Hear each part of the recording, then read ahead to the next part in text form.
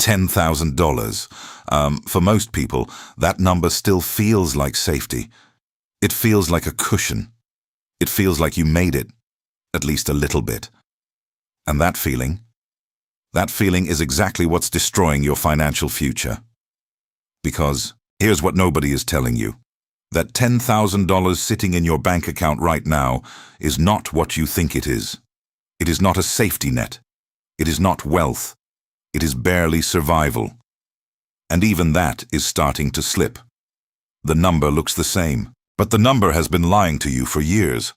There is a force working against your money every single day. It doesn't make headlines. It doesn't send you a bill. It doesn't knock on your door. It just quietly, systematically, and relentlessly takes from you. While you do everything right. You work harder, you save more, you cut back. And somehow, you end up with less. Not less in the account, less in reality. This video is going to show you why, not in the vague textbook way you've heard before. Not inflation is when prices go up. We're going deeper than that. We're going to talk about the invisible math, the calculation that most people never run, that almost every financial system is designed to make sure you never run because the moment you see it clearly, everything changes. By the end of this, you are going to understand why $10,000 in 2026 is functionally equivalent to being broke in 1995. You are going to understand why two people earning the same salary can end up in completely different financial realities. And you are going to understand the three moves that separate the people quietly building wealth from the people quietly falling behind, even when those two groups look identical from the outside. Stay with this, because what we're about to get into is not a theory. It is happening to you right now, today. As you watch this, let's start at the beginning. Not 2026. Not even 2020. Let's go back to 1990. In 1990, the average American household income was around $29,000 per year. A new car cost roughly $9,400. A median home in the United States was about $123,000. And one single dollar, had real, tangible purchasing power. You could walk into a grocery store with $100 and walk out with a full week's worth of food for a family of 4. Now fast forward, not all the way to today, just to 2000, 10 years later. That same dollar from 1990 was now worth about 74 cents in real purchasing terms. The car that cost $9,400 now averaged $22,000. The median home had climbed past $165,000. But here's the key, and this is something most people completely missed. Wages had not kept pace, not even close. The gap had already started forming, and almost nobody noticed. By 2010, after the financial crisis rewrote the rules for an entire generation, that $1990 was worth roughly 57 cents. People were being told the economy was recovering. And technically, it was. The stock market climbed. Corporate profits recovered. But real wages adjusted for purchasing power, were still below where they were in 2007. An entire decade, and the average working American had actually gone backward. This is the part that matters. Because when people talk about inflation, they talk about it as if it's a temporary visitor, like it shows up, spikes for a while, and then leaves. But that's not how it works. Inflation is cumulative. It is compounding. It stacks. And the money you save today is being eroded by a force that never sleeps, never pauses, and never apologizes. Here is the actual invisible math. Since 2000, cumulative inflation in the United States has been roughly 96%. That means something that cost $100 in the year 2000 costs almost $196 today. Your dollar, over 25 years, has lost nearly half its value. Half. And if you're younger than 40, your entire adult financial life has taken place inside this erosion. You didn't see the before, you only know the after.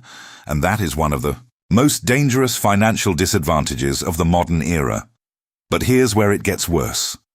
And I need you to pay attention here, because this is the layer most financial content never touches. The inflation number you hear reported, the Consumer Price Index, the CPI, is an average. It is a basket of goods designed to represent the spending of a typical American household. But your life is not an average. Your costs are not an average. And the specific categories that have inflated the most are the exact categories that determine whether you can actually build a stable life. Housing, healthcare, education, childcare. These four categories have not inflated at 3 or 4 or even 6%. They have inflated at rates that are almost violent in their impact. Since 2000, college tuition has increased by over 180%. Healthcare costs have risen by more than 200% in some segments. And housing, in major urban markets, the ones where most economic opportunity actually exists, has appreciated so aggressively that the concept of a first-time buyer in their 20s saving for a down payment is now, for millions of people, a fantasy. So when someone says inflation is under control, they mean the basket average is under control. But the specific things you need to build a real life, not just survive, but actually build something, those are still running away from you. Every single year. This is the invisible math. And we haven't even gotten to the cruelest part yet. Let's talk about what $10,000 actually buys in 2026. Most people think of $10,000 the same way their parents or grandparents thought of it, as a significant sum, as a financial milestone, as real money. And in a historical context, it was.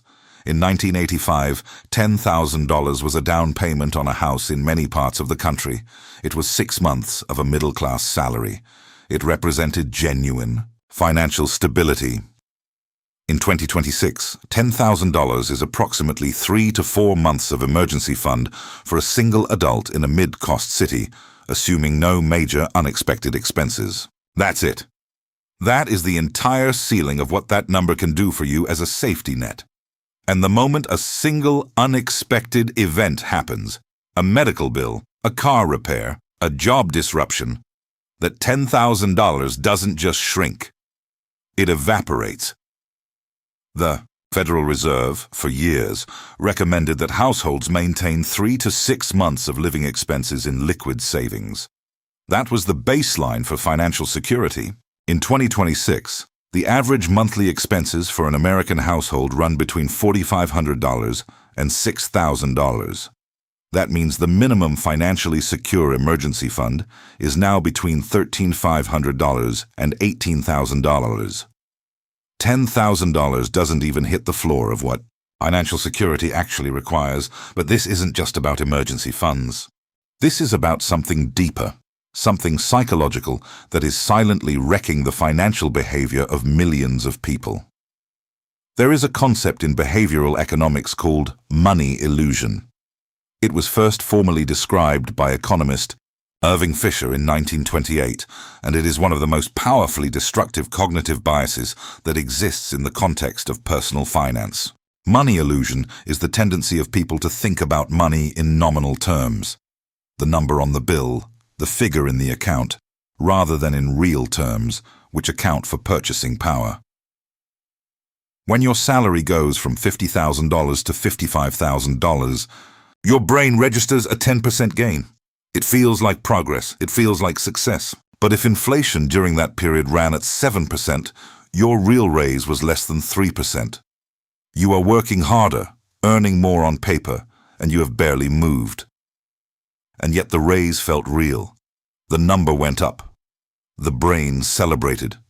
That celebration is the illusion. This is why millions of people work for decades, get raises every few years, see their bank balance slowly climb, and still feel like they're falling behind. Because they are falling behind, not in the numbers, in reality. And the financial system is not set up to help you see this. Your bank statement does not show you inflation-adjusted balances. Your pay stub does not show you real purchasing power. The number is what you see. The erosion is invisible, hence the name, invisible math. But this is where everything changes, because understanding the problem is only half of what we're doing here. The other half is understanding what the people who are not falling behind are actually doing differently. And the answer is not what most people expect. It is not that they earn more. Some do, but not all. It is not that they spend less. Some do, but that is not the driver. The core difference is this. They stopped thinking about money as a static object and started thinking about it as a rate, a velocity, a force that either works for you or against you, and there is no neutral position. Every dollar you hold. In a savings account, earning 0.5% interest while inflation runs at 3.5% is a dollar that is losing 3% of its real value every year. That is not saving. That is a slow-motion loss dressed in the costume of financial responsibility. It feels safe. It is the opposite of safe. The people quietly building wealth understand one thing with a clarity that most people never develop. Idle money is dying money. And dying money at scale over time is the single largest driver of the wealth gap in America today. Not the gap between the rich and the poor. The gap between the rich and the middle class, between the people who are growing and the people who are grinding. Now here's a number that should stop you cold. According to Federal Reserve data from 2023 and 2024, the top 10% of American households own approximately 87% of all stocks and mutual funds.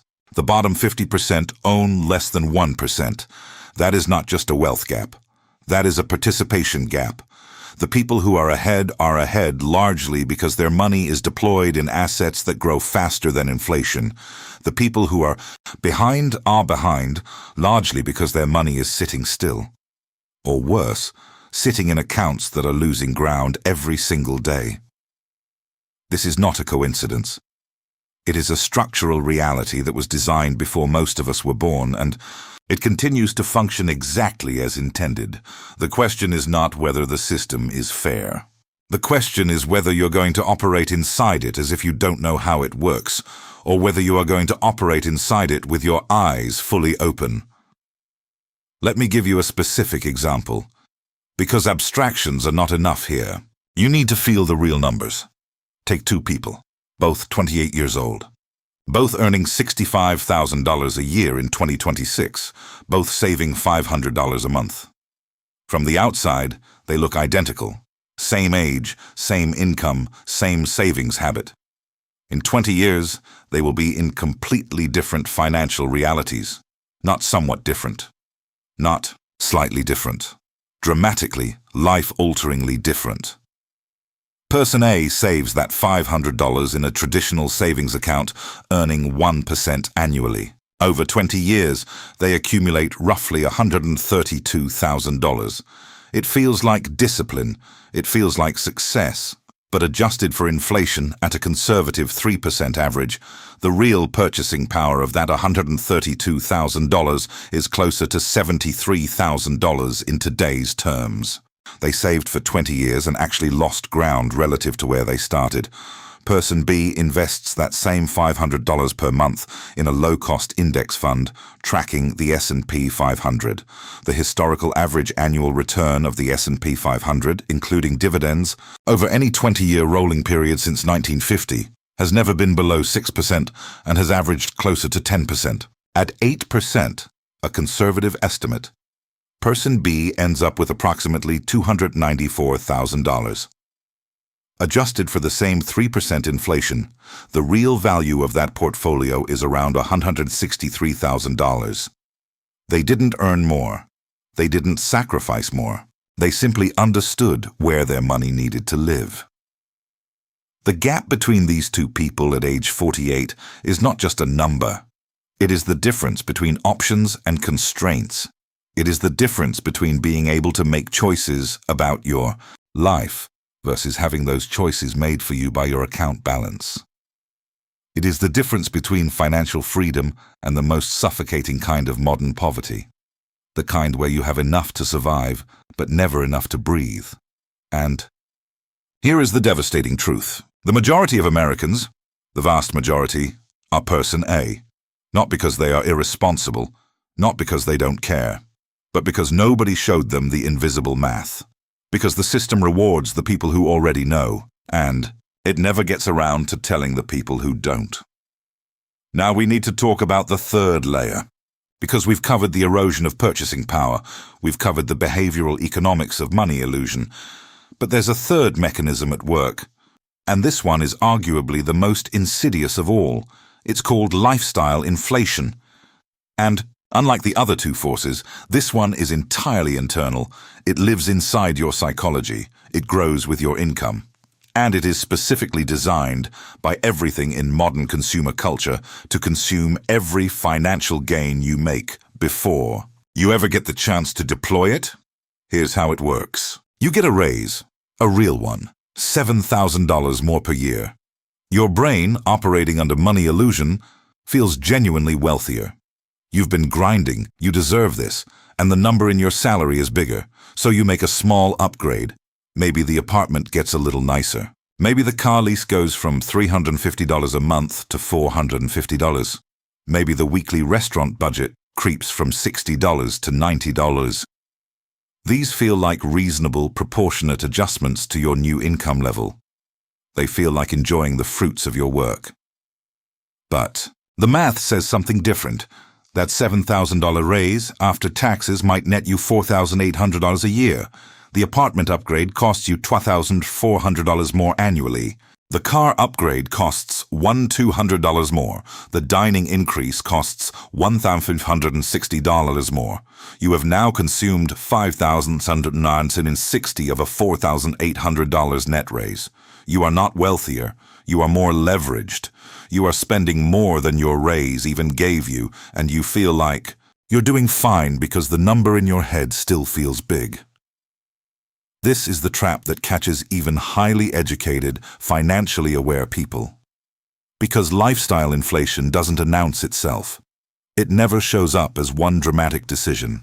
It arrives in 1,000 small, completely reasonable feeling choices that compound against you at exactly the same rate that investment compounding could have worked for you. The people who escape this trap are not the ones with the most discipline in the traditional sense. They are not monks. They are not minimalists. They are the ones who made one foundational decision. They decided at some point that their lifestyle would be pegged to a number that was below their income, and that the gap between what they earn and what they spend would be treated as an asset, not a surplus to be consumed, but a resource to be deployed. That gap is where wealth comes from, not the job, not the salary. The gap. Let's talk about 2026 specifically. Because this is not a general conversation about inflation and savings. There are forces at work right now, in this specific moment, that make this conversation more urgent than it has ever been. The post-pandemic monetary policy era is still unwinding. Between 2020 and 2022, the United States Federal Reserve expanded its balance sheet from roughly $4 trillion to over $8 trillion. That money entered the system. It circulated. And while the Fed has worked to tighten since then, the excess liquidity of that era has not fully drained. It is still in asset prices. It is still in housing costs. It is still embedded in the cost of everything from insurance to construction materials to the services that make modern life function. At the same time, the labor market is undergoing a structural transformation that is specifically punishing the middle. Artificial intelligence and automation are not arriving as some distant science fiction event. They are here now, in 2026, actively displacing roles in customer service, data processing, administrative work, junior legal and financial analysis, entry-level coding, and dozens of other fields that the middle class depended on for stable, upwardly mobile employment. The jobs being created tend to cluster at the extremes, highly skilled technical roles commanding premium salaries and lower-wage service roles with limited upside. The fat middle is thinning.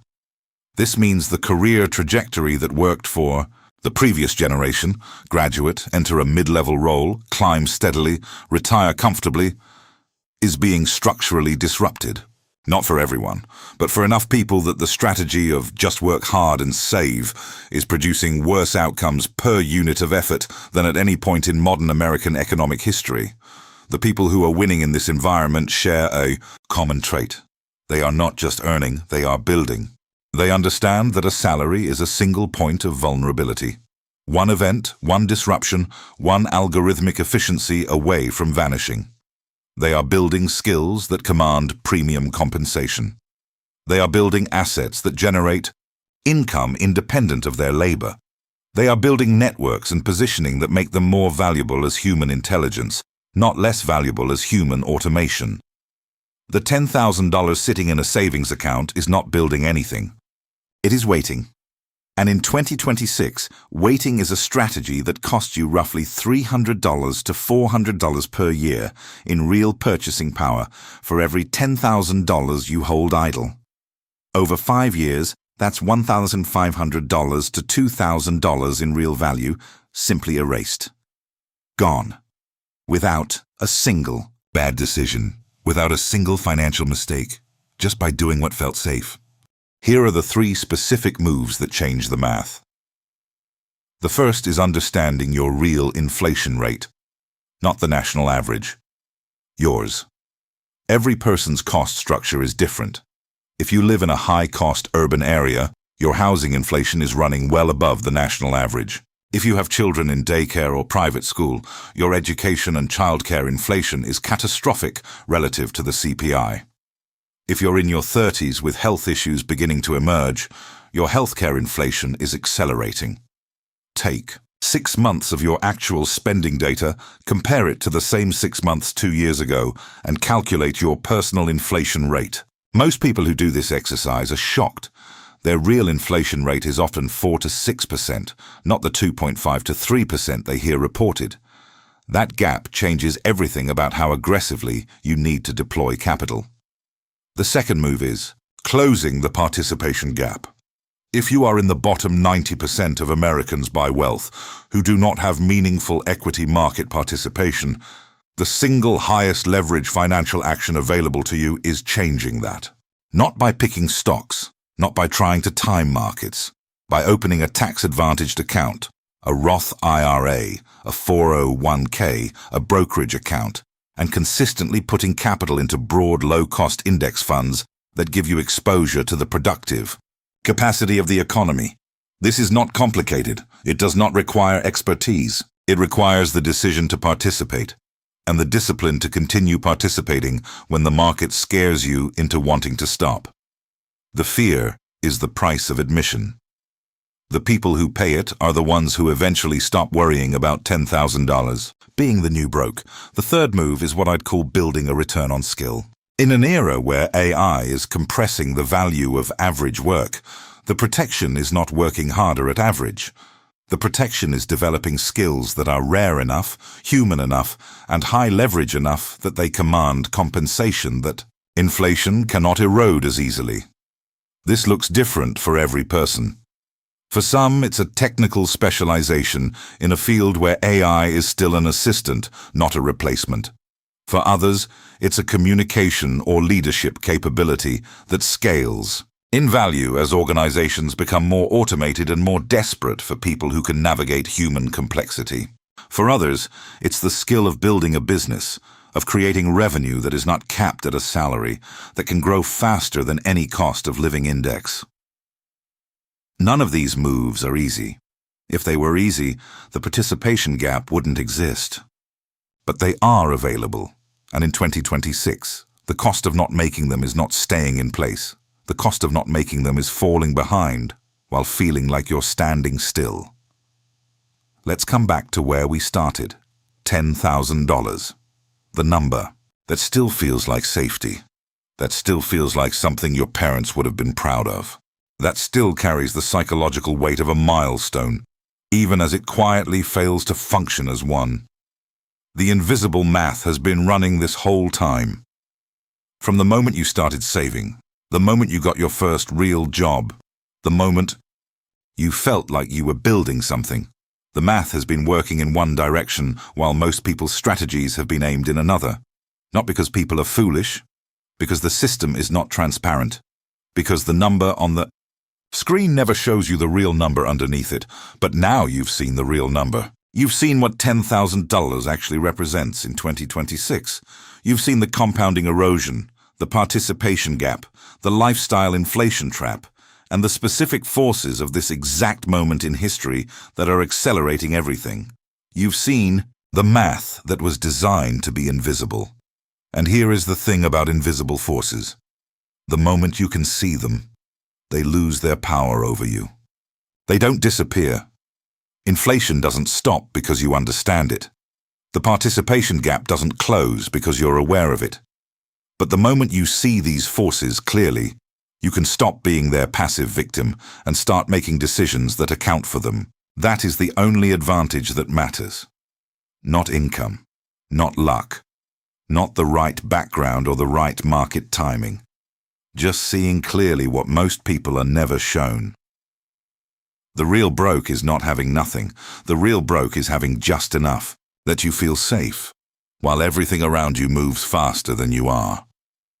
It is the comfort of a number that has stopped meaning what you need it to mean. It is $10,000 in 2026, sitting in an account, earning almost nothing, while the world reprices everything around it.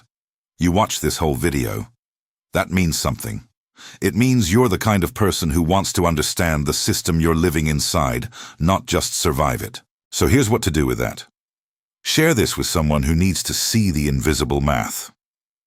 Come back to this channel, because we're going to go deeper into every single piece of what we covered today. The specific accounts, the specific assets, the specific skill-building frameworks that are working in 2026, not in theory but in practice. The number in your account is just a number. The decision you make about what that number does next, that is everything.